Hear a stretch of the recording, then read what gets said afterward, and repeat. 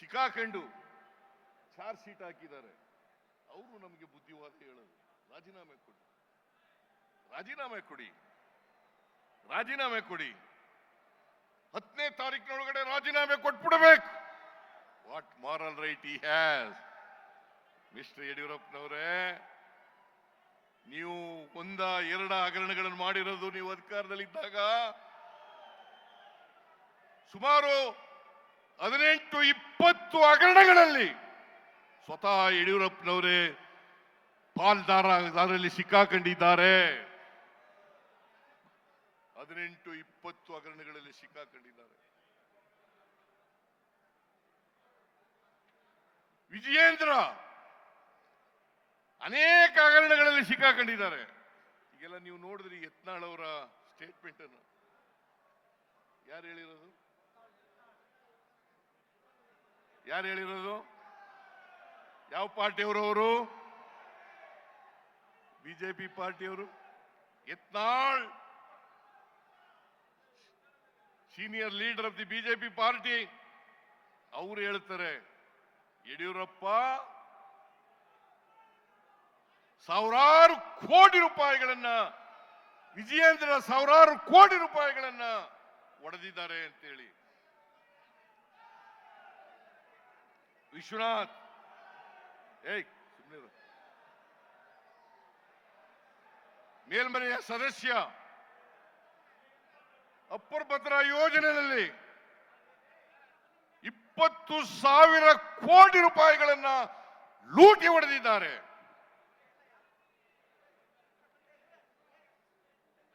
ಕುಮಾರಸ್ವಾಮಿ, ನಿಮ್ಗೆ ಯಾವ ನೈತಿಕತೆ ಇದೆಯೇನ್ರಿ? ಜಂತ್ಕಲ್ ಪ್ರಕರಣ ಮರೆತು ಬಿಟ್ಟಿದ್ದೀರಾ? ಮೈನಿಂಗ್ ಪ್ರಕರಣ ಮರೆತು ಬಿಟ್ಟಿದ್ದೀರಾ? ಈ ರಾಜ್ಯದ ಜನ ಮರೀಲಿಕ್ಕೆ ಸಾಧ್ಯ ಇಲ್ಲ. ಜಂತ್ಕಲ್ ಪ್ರಕರಣ ಸುಮಾರು 22 ಕಂಪನಿಗಳಿಗೆ ರಿನ್ಯೂವಲ್ ಮಾಡಿಕೊಟ್ಟಿದ್ದೀರಿ. ನಾಚಿಕೆ ಆಗಲ್ಲ ನಿಮಗೆ? ಮಾನ ಮರ್ಯಾದೆ ಏನಾದ್ರು ಇದೆಯಾ ನಿಮಗೆ? ನನ್ನ ರಾಜೀನಾಮೆ ಕೇಳಲಿಕ್ಕೆ, ನನ್ನ ರಾಜೀನಾಮೆ ಕೊಡಲಿಕ್ಕೆ ಕೇಳಲಿಕ್ಕೆ ನಿಮ್ಗೆ ಯಾವ ನೈತಿಕ ಹಕ್ಕಿದೆ? ಆರ್ ಅಶೋಕ ಇವರು ಲ್ಯಾಂಡ್ ಗ್ರಾಂಟ್ ಕಮಿಟಿ ಚೇರ್ಮನ್ ಆಗಿದ್ರು. ಎಂತ ಕಾವಲದು?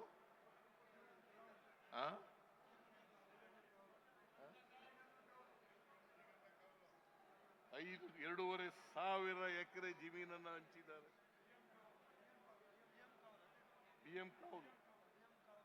BM ಕಾವಲು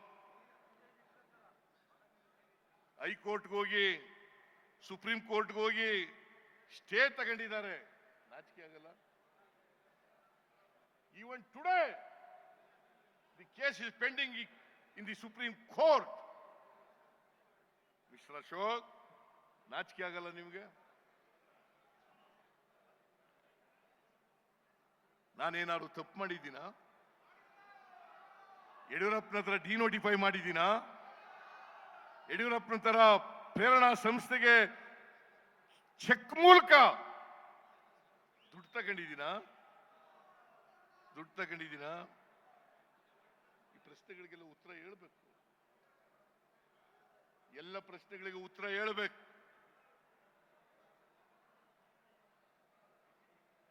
ನಾನು ಯಾವತ್ತೂ ಕೂಡ ದ್ವೇಷದ ಸೇಡಿನ ರಾಜಕಾರಣವನ್ನು ಮಾಡಲಿಲ್ಲ.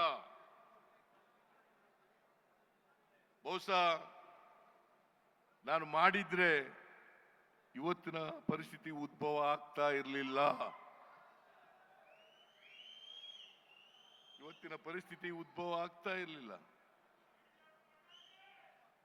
ಇವರೆಲ್ಲರೂ ಜೈಲಿಗೆ ಹೋಗ್ಬೇಕಾಗಿದ್ದವರು.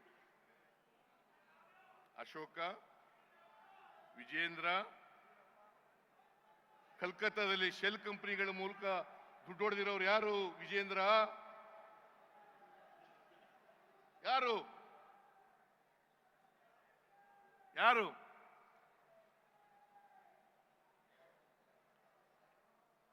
ಇವರು ನನ್ನ ಬಗ್ಗೆ ಮಾತಾಡ್ಲಿಕ್ಕೆ what moral right they have? 40 ವರ್ಷಗಳ ರಾಜಕಾರಣದಲ್ಲಿ ಅನೇಕ ವರ್ಷಗಳ ಕಾಲ ಅಧಿಕಾರದಲ್ಲಿದ್ರು ಕೂಡ ನಾನು 15 ಬಜೆಟ್ಗಳನ್ನು ಮಂಡಿಸಿದ್ದೀನಿ. ಸುಮಾರು 12-13 ವರ್ಷ ಹಣಕಾಸಿನ ಮಂತ್ರಿಯಾಗಿದ್ದೆ. ದಾಖಲೆಯ ಬಜೆಟ್ ಅನ್ನು ಮಂಡಿಸಿದ್ದೀನಿ. ನನಗೆ ಆಸ್ತಿಗಳ ವ್ಯಾಮೋಹ ಇದ್ದಿದ್ರೆ ಕೋಟಿಗಟ್ಟಲೆ ಹಣ ಮಾಡ್ಕೋಬಹುದಾಗಿತ್ತಲ್ಲ.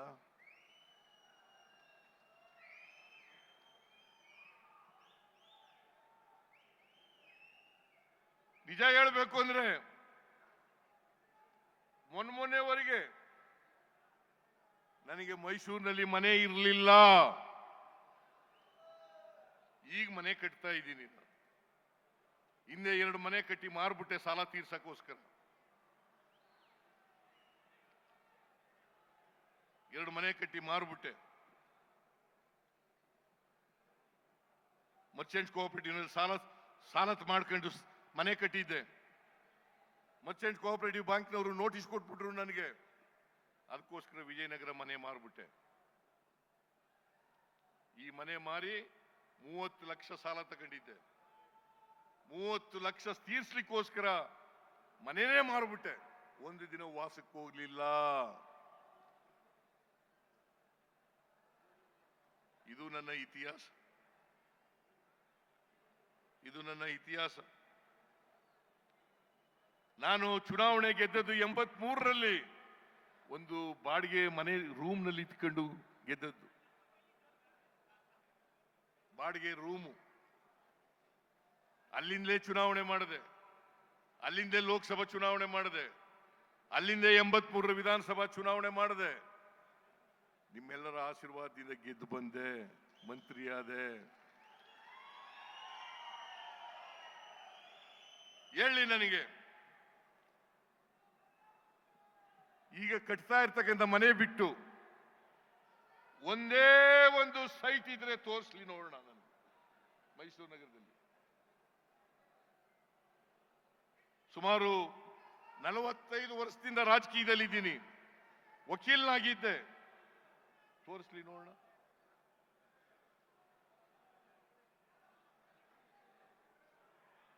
ಅದರಿಂದ ಇವತ್ತು ಏನು ಮೂಡಾದಲ್ಲಿ ಆಗಿದೆ ಅಂತ ಒಬ್ಬೆ ಹೊಡಿತಾ ಇದ್ದಾರೆ. ನನ್ನನ್ನ ಸಿಕ್ಕಿಸ್ಬೇಕು ಅಂತ ಪ್ರಯತ್ನವನ್ನು ಮಾಡ್ತಾ ಇದ್ದಾರೆ. ರಾಜಭವನವನ್ನ ದುರುಪಯೋಗ ಮಾಡ್ಕೊಳ್ಳಿಕ್ಕೆ ಪ್ರಯತ್ನವನ್ನು ಮಾಡ್ತಾ ಇದ್ದಾರೆ. ಈ ಷಡ್ಯಂತ್ರದಲ್ಲಿ ಕೇಂದ್ರ ಸರ್ಕಾರ, ಕುಮಾರಸ್ವಾಮಿ, ಯಡಿಯೂರಪ್ಪ, ವಿಜಯೇಂದ್ರ, ಅಶೋಕ ಇವರೆಲ್ಲರೂ ಕೂಡ ಸೇರ್ಕೊಂಡಿದ್ದಾರೆ. ಈ ಷಡ್ಯಂತ್ರದಲ್ಲಿ ಇವರೆಲ್ಲರೂ ಕೂಡ ಸೇರ್ಕೊಂಡಿದ್ದಾರೆ. ನಿಮಗೆ ಸುಮ್ಮನೆ ಒಂದು ಉದಾಹರಣೆ ಹೇಳಬೇಕು ಅಂತಂದ್ರೆ,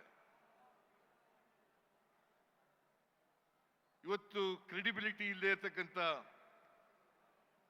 ಅಬ್ರಾಮ್ ನನ್ ಕಂಪ್ಲೇಂಟ್ ಕೊಡ್ತಾರೆ ಗವರ್ನರ್ಗೆ.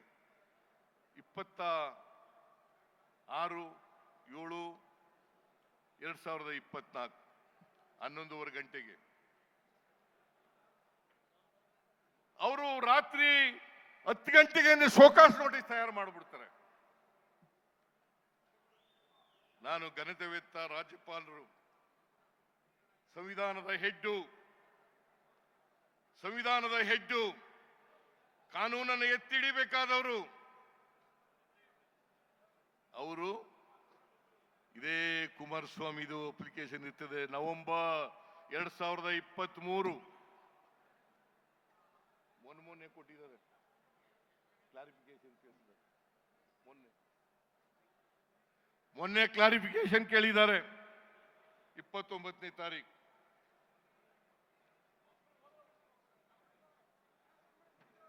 ಜೊಲ್ಲೆ, ಶಶಿಕಲಾ ಜೊಲ್ಲೆ ಅವರು 22ನೇ ಇಸ್ವಿ, ಇವತ್ತಿನವರಿಗೆ ಏನು ಕೇಳಿಲ್ಲ, ಅವರಿಗೆ ನೋಟಿಸ್ ಕೊಟ್ಟಿಲ್ಲ. ನಿರಾಣಿ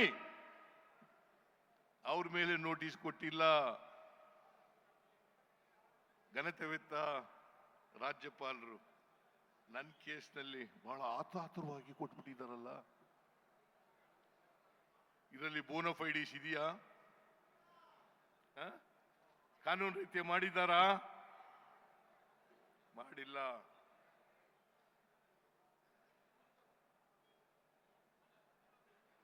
ಯಾರು ಇವರು? ಒಬ್ರ 25 ಲಕ್ಷ ಸುಪ್ರೀಂ ಕೋರ್ಟ್ನವರು ದಂಡ ವಿಧಿಸಿದ್ದಾರೆ ಇವರಿಗೆ. ಸುಪ್ರೀಂ ಕೋರ್ಟ್ನವರು 25 ಲಕ್ಷ ದಂಡ ವಿಧಿಸಿದ್ದಾರೆ.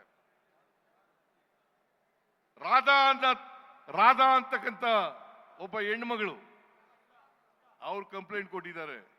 ನನಗೆ ಬ್ಲ್ಯಾಕ್ ಮೇಲ್ ಮಾಡಿ ದುಡ್ಡು ಕೇಳಿದ್ರು, ಎಕ್ಸ್ಟಾರ್ಷನ್ ಮಾಡ್ಲಿಕ್ಕೆ ಕೇಳಿದ್ರು ಅಂತೇಳಿ. ಅದು ಚಾರ್ಜ್ ಶೀಟ್, ಚಾರ್ಜ್ ಶೀಟ್ ಆಗಿದೆ. ಅದು ಕೂಡ ಡಾಕ್ಟರ್ ಸುಧಾ ಚಾರ್ಜ್ ಶೀಟ್ ಆಗಿದೆ. ಇದು ಇವನ ಕ್ರೆಡಿಬಿಲಿಟಿ, ಇವ್ರ ಕ್ರೆಡಿಬಿಲಿಟಿ ಇದು. ಇವರು ಏನ್ ಬಿಜೆಪಿಯವರು, ಜೆಡಿಎಸ್ನವರು, ದೆವ್ವ ಬಂದವ್ರ ರೀತಿ ಏನ್ ಪಾದಯಾತ್ರೆ ಮಾಡ್ತೀವಿ? ಎಲ್ಲಿದೆ ನನ್ನ ತಪ್ಪು? ಎಲ್ಲಿದೆ ನನ್ನ ತಪ್ಪು? ಇಲ್ಲಿ ತನ್ವೀರ್ ಸೇಠ್ ಕೂತಿದ್ದಾರೆ, ಇವರು ಕೂಡ ಮೂಡ ಮೆಂಬರ್. ಏನಪ್ಪ, ನಾನು ಯಾವತ್ತಾರು ನೀನು ಫೋನ್ ಮಾಡಿದ್ದೀನ?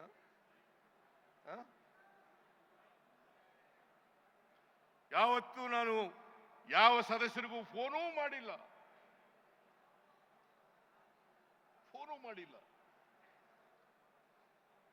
2010ರಲ್ಲಿ ದಾನ ಬರ್ಕೊಟ್ಟಾಗ ನನ್ನ ಬಾಂಬೆದ ಯಾರ ಅಧಿಕಾರದಲ್ಲಿದ್ರು?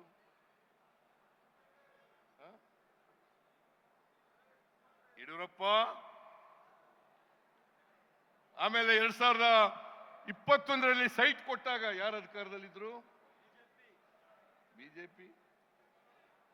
ಬಸವರಾಜ ಬೊಮ್ಮಾಯಿ, ಯಡಿಯೂರಪ್ಪ. ಎಲ್ಲಿದೆ ತಪ್ಪು?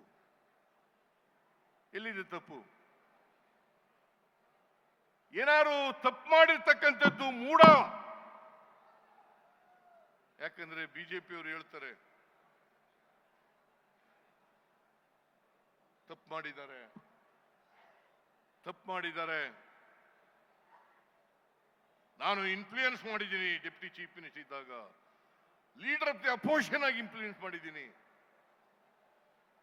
ಅವ್ರದೇ ಅಧ್ಯಕ್ಷ, ಅವ್ರ ಪಾರ್ಟಿ ಅಧ್ಯಕ್ಷ ರಾಜೀವ್, ಅವನಿಗೂ ಫೋನ್ ಮಾಡಿಲ್ಲ ನಾನು.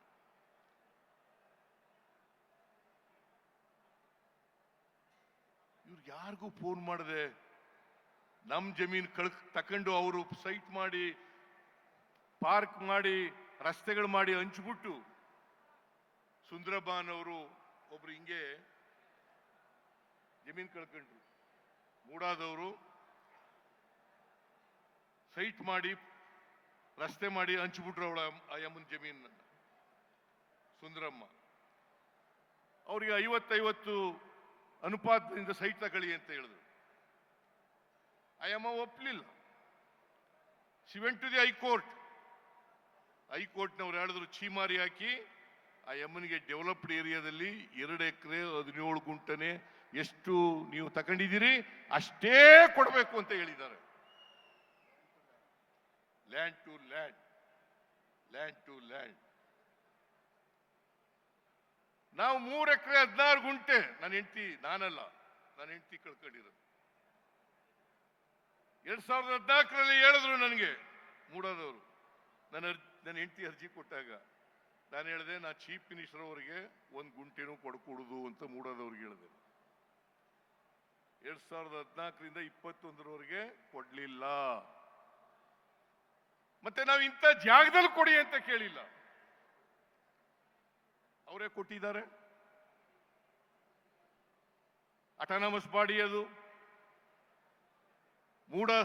ಮೂಡಾದಲ್ಲಿ ಬೋರ್ಡ್ನಲ್ಲಿ ಬಿಜೆಪಿಯವರು ಇದ್ದಾರೆ, ಜೆಡಿಎಸ್ನವರು ಇದ್ದಾರೆ, ಕಾಂಗ್ರೆಸ್ನವರು ಇದ್ದಾರೆ, ಎಲ್ಲ ಇದ್ದಾರೆ. ಅವರು ಹಿಂದೆ ವಿಸ್ಡಮ್ ಕೊಟ್ಟಿದ್ದಾರೆ. ನಮ್ ತಪ್ಪ ಅದು.